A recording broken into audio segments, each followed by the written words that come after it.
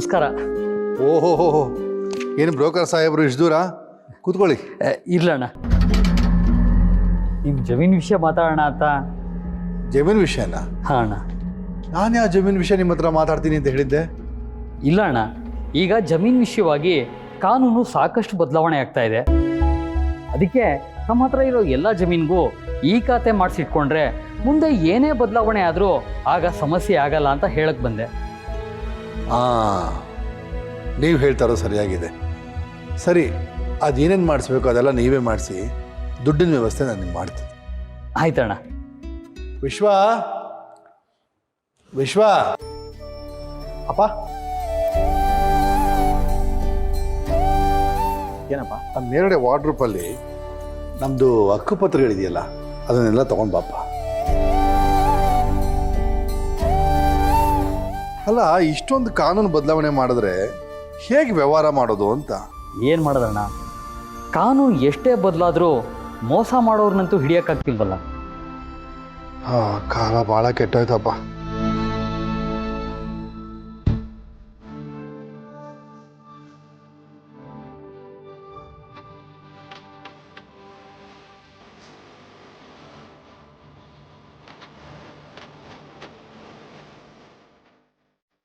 ವಿಶ್ವ ಏನು ಮಾಡ್ತೀಗ? ಅಪ್ಪ ಹಕ್ಕುಪತ್ರಗಳು ತಗೊಂಬ ಅಂತ ಹೇಳಿದ್ರು, ಅದಕ್ಕೆ ಚೆಕ್ ಮಾಡೋಣ ಅಂತ ತಗೊಂಡೆ.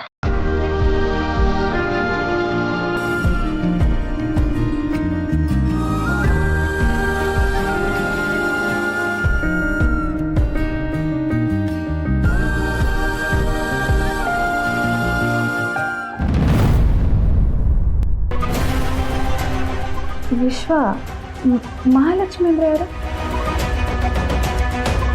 ನನಗೇನು ಗೊತ್ತು? ವಿಶ್ವ, ಇದ್ರಲ್ಲಿ ತಂಗಿ ಅಂತ ಬೇರೆ ಇದೆ.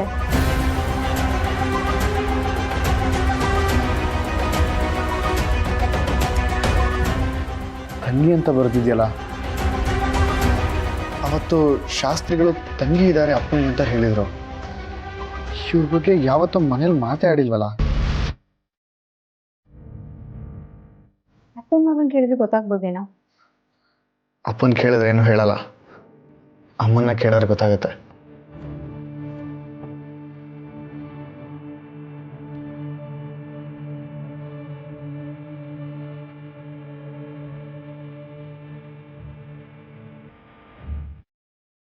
ಇದನ್ನ ಅಪ್ಪನ ಕೊಟ್ಟು ಬರ್ತೀನಿ.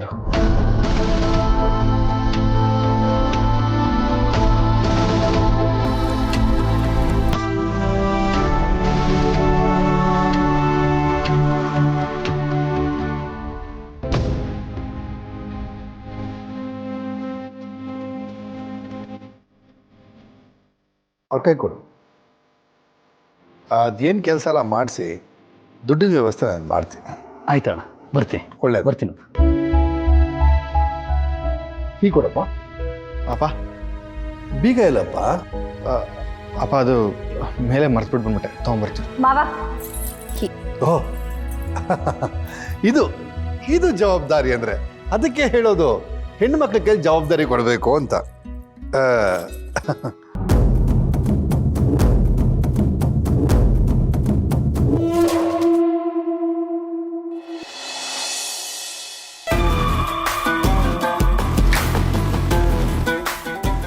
ಅವರಿಬ್ರು ಅಷ್ಟೊತ್ತು ಲಿಫ್ಟ್ನಲ್ಲಿ ಇದ್ರು ಅಂದರೆ ಏನೂ ಆಗಿರೋಲ್ಲ ಅಂತ ಅಂದ್ಕೊಳಕ್ಕೆ ಹೇಗಾಗುತ್ತೆ? ಇಲ್ಲ ಇಲ್ಲ, ಏನೂ ಆಗಿರಲ್ಲ ಜಯಂತ. ನನ್ನ ಜಾನು ಬಗ್ಗೆ ಇಷ್ಟೊಂದು ಅನುಮಾನ ಪಡೋದು ಬೇಡ. ಆದರೂ ಏನಾದರೂ ಆಗಿದ್ರೆ, ಇವ್ರು ಅದನ್ನು ನನ್ನ ಹತ್ರ ಮುಚ್ಚಿಡ್ತಾ ಇದ್ರೆ ನಾನು ಅದನ್ನ ತಿಳ್ಕೊಳ್ಳೇಬೇಕು. ಅವನು ಯಾರು ಅನ್ನೋದನ್ನು ಗೊತ್ತು ಮಾಡಿಕೊಳ್ಳೇಬೇಕು.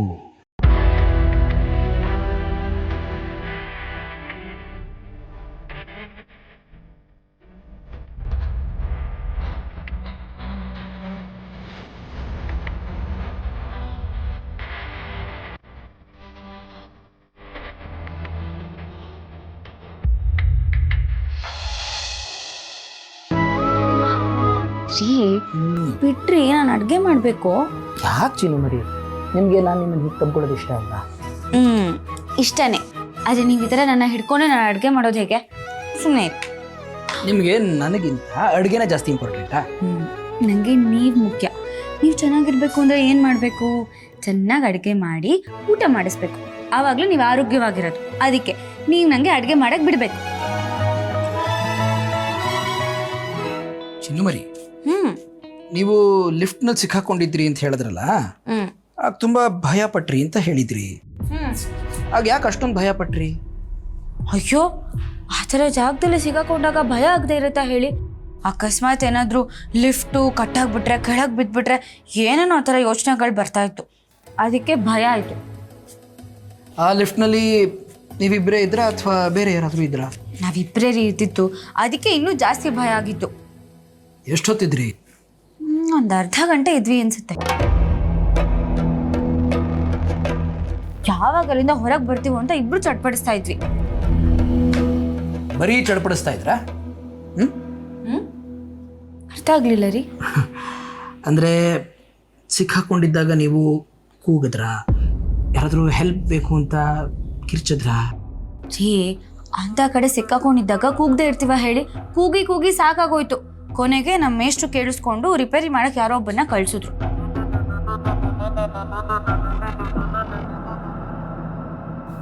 ಆ ಲಿಫ್ಟ್ನಲ್ಲಿ ನಿಮ್ಮ ಜೊತೆ ಸಿಕ್ಕಾಕೊಂಡು ನೀವು ತುಂಬ ಕ್ಲೋಸ್ ಫ್ರೆಂಡ್ಸಾ? ಇನ್ನೂ ಟಚ್ಚಲ್ಲಿ ಇದ್ದೀರಾ ಹೇಗೆ? ಹೇಳಿದ್ನಲ್ಲ ರೀ, ನನ್ನ ಕ್ಲಾಸ್ಮೇಟ್ ಅಷ್ಟೇ. ಅಷ್ಟೆಲ್ಲ ಪರಿಚಯ ಇಲ್ಲ. ಕಾಲೇಜಲ್ಲಿ ಸಿಕ್ಕಾಗ ಹಾಯ್ ಬಾಯ್ ಅಂತ ಹೇಳ್ತಿದ್ವಿ ಅಷ್ಟೇ. ಅದು ಬಿಟ್ಟರೆ ಅವನ ಬಗ್ಗೆ ನಂಗೇನು ಗೊತ್ತೇ ಇಲ್ಲ. ಇವ್ರಿ ಕುಕ್ಕರ್ ಕೂಗ್ತು, ಬಂದೇ ಇರಿ, ಒಂದು ಆಫ್ ಮಾಡ್ತೀವಿ. ಇಲ್ಲ, ಏನೋ ಇದೆ. ಇವರು ನನ್ನ ಹತ್ರ ಏನೋ ಮುಚ್ಚಿಡ್ತಾ ಇದ್ದಾರೆ. ಇವ್ರ ಜೊತೆಗಿದ್ದವನು ಯಾರು ಅಂತ ತಿಳ್ಕೊಳ್ಳೋವರೆಗೂ ನನಗೆ ಸಮಾಧಾನ ಇಲ್ಲ. ತಿಳ್ಕೊತೀನಿ.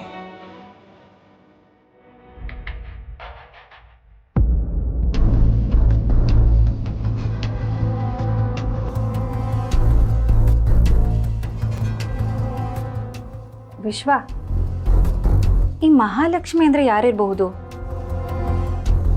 ಬರೀ ಮಹಾಲಕ್ಷ್ಮಿ ಅಂತ ಇದ್ದಿದ್ದರೆ ಅದ್ರ ಬಗ್ಗೆ ಯೋಚನೆ ಮಾಡೋ ಅವಶ್ಯಕತೆನೇ ಇರ್ತಿರ್ಲಿಲ್ಲ. ಆದರೆ ತಂಗಿ ಅಂತ ಇತ್ತು. ಬಹುಶಃ ಮಾವನ ಸಂಬಂಧಿಕರು ಇರ್ಬೋದಲ್ವಾ? ಅದೇ ನನಗೂ ಗೊತ್ತಾಗ್ತಿಲ್ಲ. ಇಷ್ಟು ವರ್ಷದಲ್ಲಿ ಈ ಹೆಸರನ್ನ ನಾನೆಲ್ಲೂ ಕೇಳಲಿಲ್ಲ, ಅವ್ರ ಬಗ್ಗೆ ಮಾತಾಡಲಿಲ್ಲ. ಅಂದಮೇಲೆ ಅವ್ರು ಇದಾರೋ ಇಲ್ವೋ ಅಂತ ಹೇಗೆ ಗೊತ್ತಾಗತ್ತೆ? ಇದ್ದಿದ್ರೆ ಒಂದ್ಸಲನಾದರೂ ಇಲ್ಲಿ ಕಾಣಿಸ್ಕೋಬೇಕಲ್ವಾ? ಮೋಸ್ಟ್ಲಿ ಅವ್ರಿಗೆ ಮಾವನಿಗೆ ಜಗಳ ಆಗಿ ದೂರ ದೂರ ಆಗಿರ್ಬೋದಲ್ವಾ? ಸುಮ್ಮನೆ ಏನೇನೋ ಅನ್ಕೊಳಕ್ಕಾಗಲ್ಲ ತಾನೆ. ಅವ್ರು ಇದ್ದಿದ್ರೆ ಅಮ್ಮ ನನಗೆ ಅವ್ರ ಬಗ್ಗೆ ಹೇಳ್ತಿದ್ರು. ಅವ್ರು ನನ್ನ ಹತ್ರ ಮಾತಾಡಿಲ್ಲ ಅಂದರೆ ಅವ್ರು ಇದ್ದಾರೆ ಅಂತಲೇ ನನಗೆ ಅನಿಸ್ತಿಲ್ಲ. ಇದಾರೋ ಇಲ್ವೋ ಅಂತ ತಿಳ್ಕೊಂಡ್ರೆ ತಾನು ನಮಗೆ ಗೊತ್ತಾಗೋದು. ಮೋಸ್ಟ್ಲಿ ಅವ್ರ ಮಾವನ ತಂಗಿ ಆಗಿರ್ಬೋದು, ಇಲ್ಲಾಂದರೆ ಮಾವನ ಕಸಿನ್ ಸಿಸ್ಟರ್ ಆದರೂ ಆಗಿರ್ಬೋದು. ಅದನ್ನೆಲ್ಲ ಹೇಗೆ ತಿಳ್ಕೊಳ್ಳೋದು? ಯಾರ ಹತ್ರ ಕೇಳೋದು? ಪ್ರಯತ್ನ ಪಟ್ರೇನೆ ಎಲ್ಲ ಗೊತ್ತಾಗೋದು ವಿಶ್ವ. ನನಗಂತೂ ಆ ಹೆಸರು ನೋಡಾದ್ಮೇಲಿಂದ ಅವ್ರ ಬಗ್ಗೆ ತಿಳ್ಕೊಬೇಕನ್ನೋ ಕ್ಯೂರಿಯಾಸಿಟಿ ಜಾಸ್ತಿ ಆಗ್ತಿದೆ ಕಣೋ. ಬರೀ ನಿನಗೆ ಮಾತ್ರ ಅಲ್ಲ ತನೋ. ಆ ಪತ್ರದಲ್ಲಿ ಹೆಸರು ನೋಡಿದಾಗಿಂದ ಅವ್ರು ಯಾರು ಅಂತ ತಿಳ್ಕೊಳ್ಳೋ ಕುತೂಹಲ ನನಗೂ ಜಾಸ್ತಿ ಆಗ್ತಿದೆ. ಕುತೂಹಲ ಹೆಚ್ಚಾದಾಗ ತಿಳ್ಕೊಳೋದು ಒಳ್ಳೇದು ಕಣೋ. ಅದು ಹೇಗೆ ತಿಳ್ಕೊಬೇಕಂತ ನನಗೆ ಚೆನ್ನಾಗಿ ಗೊತ್ತು. ನಾನು ಹೇಳ್ದಂಗೆ ಏನಾದರೂ ಮದುವೆ ಖಂಡಿತ ಅವ್ರನ್ನ ಕಂಡುಹಿಡಿಬೋದು. ಬಾ ನನ್ನ ಜೊತೆ ಬಾ.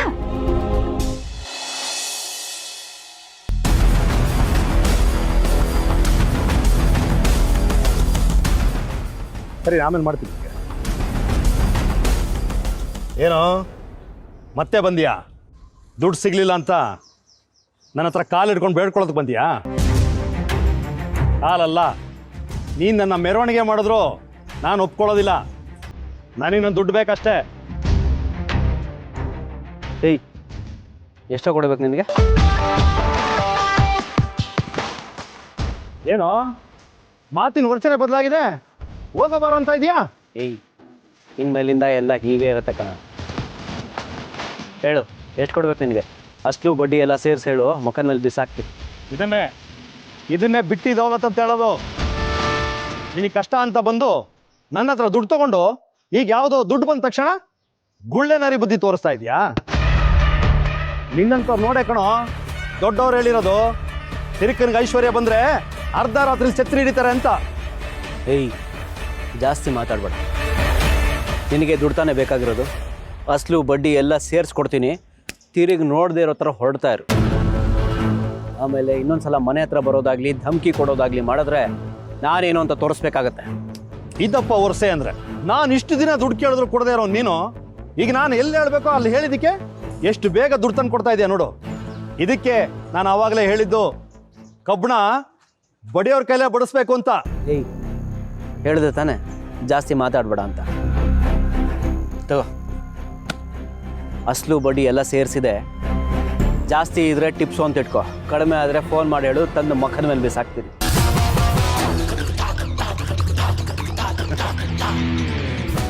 ಇರ್ಲಿ ಬಿಡು ಹರೀಶ, ವ್ಯವಹಾರ ಅಂದಮೇಲೆ ಇದೆಲ್ಲ ಇದ್ದಿದ್ದೆ.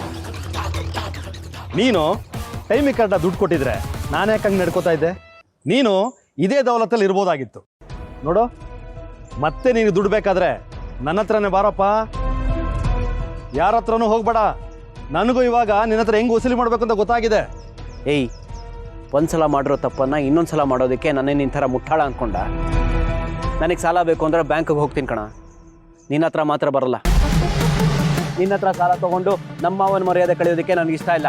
ಅವ್ರಿಗೆ ಊರಲ್ಲಿ ಒಳ್ಳೆ ಹೆಸರಿದೆ, ಆ ಹೆಸರಿಗೆ ಕಳಂಕ ತರೋಕ್ಕೂ ನನಗೆ ಇಷ್ಟ ಇಲ್ಲ. ಗುಡ್ ಬಾಯ್. ಸರಿಯಾಗಿದೆ, ಎಣಿಸ್ಕೊ.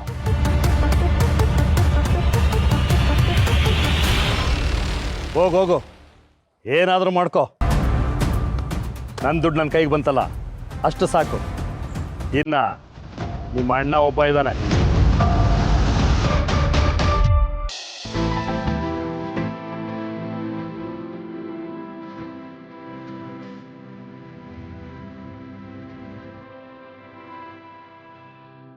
ರಾಧಕ್ಕ, ಏನೋ ಕೆಲಸ ಮಾಡ್ತಿರೋ ಹಾಗಿದೆ.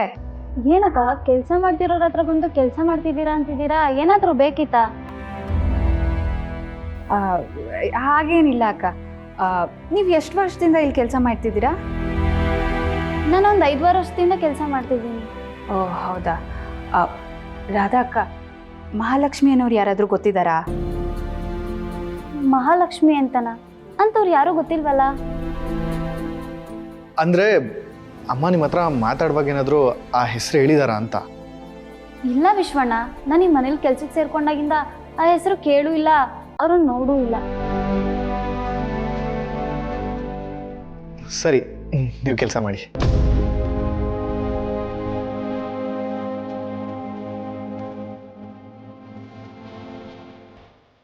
ನೋಡ್ಜಾ, ಅವ್ರಿಗೇನು ಗೊತ್ತಿಲ್ಲ. ಒಬ್ಬರ ಹತ್ರ ಕೇಳಿದ ತಕ್ಷಣ ಎಲ್ಲ ಮುಗ್ದೋಗ್ಬಿಡುತ್ತೆ ನಾವು ವಿಶ್ವ. ಅವ್ರು ಬಂದಾಗಿಂದ ಅಂಥವ್ರನ್ನ ನೋಡಿಲ್ಲ ಅಂದರೆ ನಾನು ಹಾಗೆ ಸುಮ್ಮನೆ ಬಿಡ್ಬೇಕಾ? ಮತ್ತೇನು ಮಾಡೋಂತ್ಯಾ? ಈಗ ನೀನು ಹುಟ್ಟೋಕ್ಕೂ ಮುಂಚೆ ಇನ್ನೂ ಇಲ್ಲಿ ಕೆಲಸ ಮಾಡೋರು ಯಾರಾದರೂ ಇದ್ದಾರಾ? ಹಾಂ, ರಾಮಯ್ಯ ತಾತ ಅಂತ ಒಬ್ರು ಇದ್ದಾರೆ.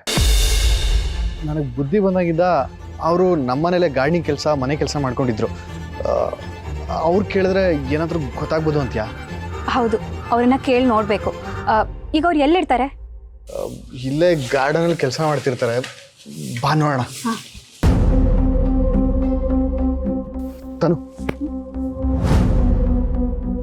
ತಾತ ಚೆನ್ನಾಗಿದ್ದೀರಾ? ಹಾಂ, ಚೆನ್ನಾಗಿದ್ದೀನಪ್ಪ. ಬುದ್ಧಿ ಹೇಳ್ಕೊಳ್ಸೋದೇನಪ್ಪ?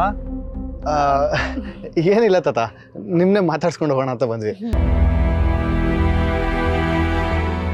ತಾತ, ಅದು ನೀವು ಈ ಮನೆ ಕೆಲ್ಸಕ್ಕೆ ಬಂದಾಗಿಂದ ಮಹಾಲಕ್ಷ್ಮಿ ಅನ್ನೋರು ಯಾರಾದರೂ ಇಲ್ಲಿದ್ರಾ?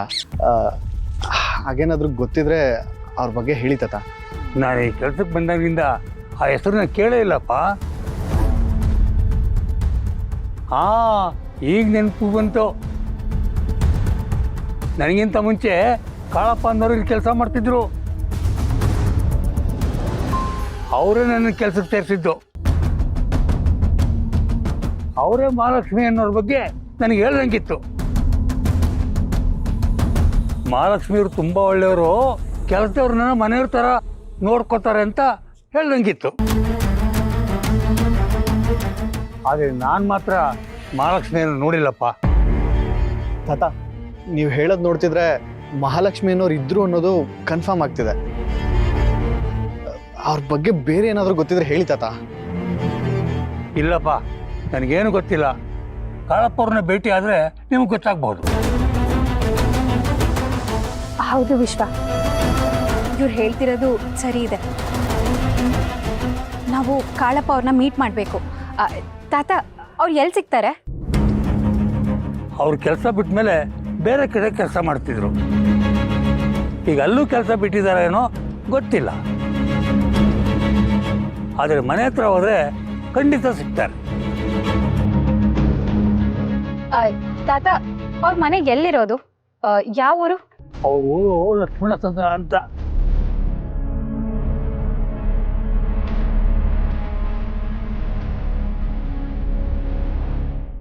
ವಿಶ್ವ, ನಾವು ಮೊದಲು ಅವ್ರನ್ನು ಭೇಟಿ ಮಾಡಿದ್ರೆ ಮಹಾಲಕ್ಷ್ಮಿ ಅವ್ರು ಯಾರಂತ ಖಂಡಿತ ತಿಳ್ಕೊಬೋದು.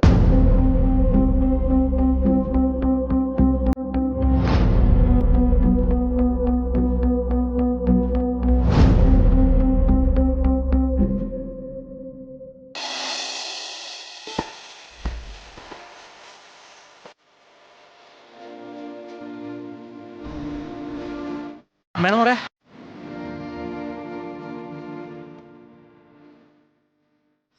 ಆಫೀಸ್ಗೆ ಹೋಗಿ ಬರ್ತಿದ್ರಿಯಾ? ಬದುಕಬೇಕು ಅಂದ್ರೆ ಕೆಲಸ ಮಾಡ್ಲೇಬೇಕಲ್ಲ ಸಿದ್ದು ಅವರೇ. ಚಂದಾಗಿ ಹೇಳಿದ್ರಿ ಬಿಡಿ. ನಾನೆಲ್ಲೋ ನಿಮ್ ತಾಳಿ ಬಗ್ಗೆನ ಯೋಚನೆ ಮಾಡ್ಕೊಂಡು ಮನೆಯಿಂದ ಹೊರಗೆ ಬರೋದಿಲ್ವೇನೋ ಅನ್ಕೊಂಡಿದ್ದೆ. ನೀವ್ ಇಷ್ಟು ಲವಲವಿಕೆಯಿಂದ ಇರೋದು ನೋಡ್ತಿದ್ರೆ ನಂಗೆ ಶಾನೆ ಖುಷಿ ಆಯ್ತದೆ ಮೇಡಮ್ ಅವರೇ. ನೀವ್ ಯಾವಾಗ್ಲೂ ಹಿಂಗೆ ಇರ್ಬೇಕು. ಆದ್ರೆ ಪರಿಸ್ಥಿತಿ ಯಾವಾಗ್ಲೂ ಹೀಗೆ ಇರಲ್ಲ, ಅದು ಬದಲಾಗ್ತಿರುತ್ತೆ ಅಲ್ವಾ? ಮೇಡಮ್ ಅವರೇ, ಯಾಕೆ ಹಿಂಗೆಲ್ಲ ಮಾತಾಡ್ತೀರಾ? ಈಗಷ್ಟೇ ನೀವು ಖುಷಿಯಾಗಿದ್ದೀರಾ ಅಂತ ನಾನು ಸಂತೋಷ ಪಡ್ತಿದ್ದೆ. ಮತ್ತೆ ನೀವು ಹಿಂಗೆಲ್ಲ ಮಾತಾಡಿದ್ರೆ ನಂಗೆ ಬೇಜಾರಾಯ್ತದೆ. ನನ್ನ ಖುಷಿ ನಿಮ್ ಕೈಯಲ್ಲೇ ಇದೆ ಸಿದ್ದು ಅವರೇ. ನನಗ್ ತಾಳಿ ಕಟ್ಟಿದ್ ಯಾರು ಅಂತ ನೀವು ಕಂಡು ಹಿಡಿಲಿಲ್ಲ ಅಂದ್ರೆ ನನ್ ಖುಷಿ ಅಲ್ಲ, ನನ್ನನ್ನೇ ನೋಡಕ್ಕಾಗಲ್ಲ ನೀವು. ಮೇಡಮ್ ಅವರೇ, ದಯವಿಟ್ಟು ಹಿಂಗೆಲ್ಲ ಮಾತಾಡ್ಬಿಡಿ. ನಾನು ಮಾತು ಕೊಟ್ಟಂಗೆ ನಡ್ಕೋತೀನಿ, ಅವನ್ನ ಹುಡುಕ್ತೀನಿ. ನಿಮ್ ಧೈರ್ಯವಾಗಿರಿ. ಶಾಸ್ತ್ರೋಕ್ತವಾಗಿ ಮದ್ವೆ ಆದವ್ರೆ ಈಗಿನ ಕಾಲದಲ್ಲಿ ಭಯದಲ್ಲಿ ಬದುಕ್ತಾ ಇದ್ದಾರೆ ಅಂದ್ಮೇಲೆ ತಾಳಿ ಕಟ್ಟಿದ್ ಯಾರು ಅಂತ ಗೊತ್ತಿಲ್ಲದೆ ಇರೋ ನಾನು ಹೇಗ್ ಧೈರ್ಯವಾಗಿರಕ್ಕಾಗುತ್ತೆ ಸಿದ್ದು ಅವ್ರೆ? ನಿಮ್ ಮಾತಿನ ಭರವಸೆ ಮೇಲೆ ನಂಬಿಕೆ ಇಟ್ಟಿದ್ದೀನಿ. ಇನ್ನ 2-3 ದಿನದಲ್ಲಿ ನನಗ್ ತಾಳಿ ಕಟ್ಟಿದ್ ಯಾರು ಅಂತ ನೀವು ಕಂಡು ಹಿಡಿತೀರಾ ಅಂತ ನಂಬಿದ್ದೀನಿ. ಅಲ್ಲಿವರೆಗೂನಾದ್ರೂ ಧೈರ್ಯವಾಗಿರಕ್ಕೆ ಪ್ರಯತ್ನ ಪಡ್ತಿದ್ದೀನಿ. ಆಮೇಲೆ ಏನಾಗುತ್ತೋ ನನಗೆ ಗೊತ್ತಿಲ್ಲ. ಯೋಚನೆ ಮಾಡ್ಬೇಡಿ ಮೇಡಮ್ ಅವರೇ. ಈ ಸಿದ್ದೇಗೌಡ ಸಾಮಾನ್ಯವಾಗಿ ಯಾರಿಗೂ ಮಾತು ಕೊಡೋದಿಲ್ಲ. ಮಾತು ಕೊಟ್ಮೇಲೆ ಅದನ್ನ ಉಳಿಸ್ಕೊತೇನೆ. ಈ ದುಃಖದಲ್ಲಿ ಸಂತೋಷನ ಕಾಪಾಡೋ ಜವಾಬ್ದಾರಿ ನಂದು. ಥ್ಯಾಂಕ್ಸ್ ಸಿದ್ದು ಅವರೇ. ನನ್ನ ಜೀವನ ಸರ್ವನಾಶ ಮಾಡಿ ನನ್ನ ಕಣ್ಮುಂದೆ ಬರ್ದೆ ಆಟ ಆಡ್ತಿದ್ದಾನಲ್ಲ, ಅವನ್ನ ನನ್ನ ಕಣ್ಮುಂದೆ ತಂದು ನಿಲ್ಸಿ. ಆವಾಗ ನನ್ನ ಇಡೀ ಜೀವನ ನೀವ್ ಹೇಳ್ದಂಗೆ ಕೇಳ್ಕೊಂಡಿದ್ಬಿಡ್ತೀನಿ.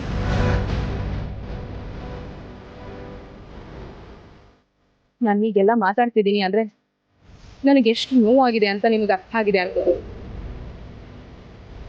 ದಯವಿಟ್ಟು ನನ್ನ ಜೀವನ ಸರಿ ಮಾಡ್ತೀನಿ. ನಾನಿನ್ ಬರ್ತೀನಿ ಸಿದ್ದು ಅವರೇ.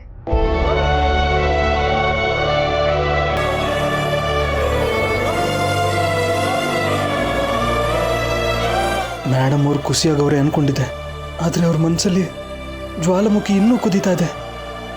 ಅದು ಹೊರಗೆ ಬರೋಕ್ಕೂ ಮುಂಚೆ ನಾನೇನಾದರೂ ಮಾಡಲೇಬೇಕು.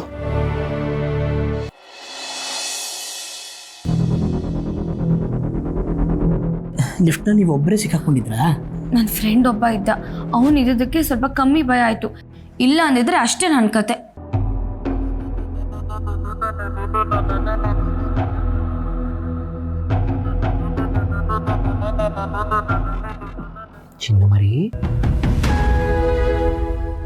ಚಿನ್ನಮರಿ ಮಲ್ಗಿದ್ದೀರಾ?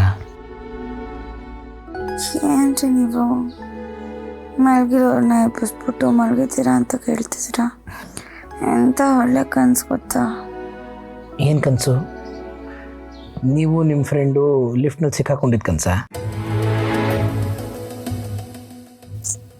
ಏನ್ರಿ ನೀವು, ಅವನ ಬಗ್ಗೆ ನಾನು ಯಾಕೆ ಕನ್ಸು ಕಾಣಲಿ? ನಿಮ್ಮ ಜೊತೆ ಓಡಾಡ್ತಿದ್ದು ಕನ್ಸು ಬಿದ್ದಿತ್ತು. ನೀವು ರಾಜ್ಕುಮಾರ್ ಅಂತಾರ ಕುದುರೆ ಮೇಲೆ ಕೂತಿರ್ತೀರ, ನನ್ನ ಮೇಲೆ ಕರ್ಕೊಳಕ್ಕೆ ನೋಡ್ತಿರ್ತೀರ. ಅಷ್ಟೊತ್ತಿಗೆ ನೀವು ಎಪ್ಸಿದ್ರಿ. ಯಾಕೆ ನಮಗೆ ನಿದ್ದೆ ಬರ್ತಿಲ್ವಾ? ಚಿನ್ನಮರಿ, ಯಾಕೋ ನನಗೆ ನಿದ್ದೆನೇ ಬರ್ತಾ ಇಲ್ಲ. ಲಿಫ್ಟ್ನಲ್ಲಿ ನೀವು ಸಿಕ್ಕಾಕೊಂಡಿದ್ದು ಕೇಳಿದ ಮೇಲಂತೂ ನಿದ್ದೆನೇ ಇಲ್ಲ. ಹೌದು, ನಿಮ್ಮ ಕಾಲೇಜ್ನಲ್ಲಿ ನಾರ್ಮಲ್ ಮೆಟ್ಲೇ ಇರಲಿಲ್ವಾ? ಯಾಕೆ ನೀವು ಲಿಫ್ಟಲ್ಲೇ ಹೋಗ್ತಾ ಇದ್ರಿ? ಮೆಟ್ಲಲ್ಲಿ ಹೋಗ್ಬೋದಿತ್ತಲ್ಲ. ಲ್ಯಾಬ್ ಇತ್ತು, ಸಬ್ಮಿಷನ್ ಡೇಟ್ ಆಲ್ರೆಡಿ ಮುಗ್ದೋಗಿತ್ತು, ಲೇಟ್ ಆಗಿತ್ತು. ಅದಕ್ಕೆ ಲಿಫ್ಟಲ್ಲಿ ಹೋದರೆ ಬೇಗ ಸಬ್ಮಿಟ್ ಮಾಡ್ಬೋದು ಅಂತ ಹೋದೆ ಅಷ್ಟೆ. ನಿಮ್ಮ ಫ್ರೆಂಡು ಲ್ಯಾಬ್ಗೆ ಬರ್ತಾ ಇದ್ರಾ? ಗೊತ್ತಿಲ್ಲ ರೀ, ನಂಗೆ ಸರಿಯಾಗಿ ನೆನಪಿಲ್ಲ. ಅಲ್ಲ, ನೀವು ಅಷ್ಟೊತ್ತು ಸಿಕ್ಕಾಕೊಂಡಿದ್ರಲ್ಲ ಲಿಫ್ಟಲ್ಲಿ, ಯಾರು ನಿಮ್ಮ ಹೆಲ್ಪ್ಗೆ ಬರಲಿಲ್ವಾ? ನೀವು ಕೂಗನ್ನು ಯಾರು ಕೇಳಿಸ್ಕೊಳ್ಳೇ ಇಲ್ವಾ? ಯಾಕಲೇ ಹೇಳಿದ್ನಲ್ಲ, ಮತ್ತೆ ಯಾಕೆ ಅದನ್ನೇ ಕೇಳ್ತಿದ್ದೀರಾ? ನಾನು ಮರಿಬೇಕು ಅಂದ್ಕೊಂಡಿರೋದನ್ನ ಮತ್ತೆ ಮತ್ತೆ ಯಾಕೆ ನೆನಪಿಸ್ತಿದ್ದೀರಾ? ಪ್ಲೀಸ್ ಆ ವಿಷಯ ಬಿಟ್ಬಿಡಿ. ನೋಡಿ, ನಂಗೆ ಏನು ಹೋಗಿಲ್ಲ, ನಾನು ಆರಾಮಾಗಿ ಹೊರಗೆ ಬಂದಿದ್ದೀನಿ. ಪ್ಲೀಸ್ ಅದ್ರ ಬಗ್ಗೆ ಮಾತಾಡಬೇಡಿ, ಬಿಟ್ಬಿಡಿ ಆ ವಿಷಯನ. ಹೇಗೆ ಬಿಟ್ಬಿಡೋಕ್ಕಾಗತ್ತೆ? ಈಗ ನಿಮ್ಗೆ ಏನಾದರೂ ಹೆಚ್ಚು ಕಡಿಮೆ ಆಗಿದ್ರೆ ಅಂತ ನಂಗೆ ಎಷ್ಟು ಯೋಚನೆ ಆಗ್ತಿದೆ ಗೊತ್ತಾ? ನಂಗೆ ಏನಾದರೂ ಆಗಿದ್ದಿದ್ರೆ ನಾನು ನಿಮಗೆ ಸಿಗ್ತಿದ್ನಾ? ಏನು ಆಗದಿದ್ದಕ್ಕೆ ತಾನೆ ನೀವು ನನ್ನ ಮದುವೆ ಮಾಡಿಕೊಂಡು ಈ ಮನೆಗೆ ಕರ್ಕೊಂಡು ಬಂದಿರೋದು. ಇವಾಗ ನಾನು ನಿಮ್ಮ ಹೃದಯದಲ್ಲಿ ಸೇಫ್ ಆಗಿದ್ದೀನಿ. ಪ್ಲೀಸ್ ಯೋಚನೆ ಮಾಡಬೇಡಿ. ನಂಗೆ ತುಂಬ ನಿದ್ದೆ ಬರ್ತಿದೆ, ನಾನು ಮಲಗ್ತಾ ಇದ್ದೀನಿ. Good night. ನಿಮ್ಮ ಜೊತೆ ಯಾವನೋ ಇದ್ದ ಅಂದಮೇಲೆ ನಾನು ತಲೆ ಕೆಡಿಸ್ಕೊಳ್ದೇ ಇರೋಕ್ಕೆ ಹೇಗಾಗುತ್ತೆ? ಅವನು ಯಾರು ಅಂತ ತಿಳ್ಕೊಳ್ಳೋಣ ಅಂತ ಎಷ್ಟು ಪ್ರಯತ್ನ ಪಟ್ಟರು ನೀವೇನು ಹೇಳ್ತಾನೆ ಇಲ್ಲ. ನಿಮ್ಮ ಜೊತೆ ನಾನು ಮಾತ್ರ ಇರಬೇಕು ಚಿನ್ಮರಿ. ಬೇರೆ ಯಾರಿದ್ರೂ ನನ್ನಿಂದ ಸಹಿಸೋಕ್ಕಾಗೋದಿಲ್ಲ. ನೀವು ನನಗೆ ಮಾತ್ರ ಸ್ವಂತ, ನನಗೆ ಮಾತ್ರ.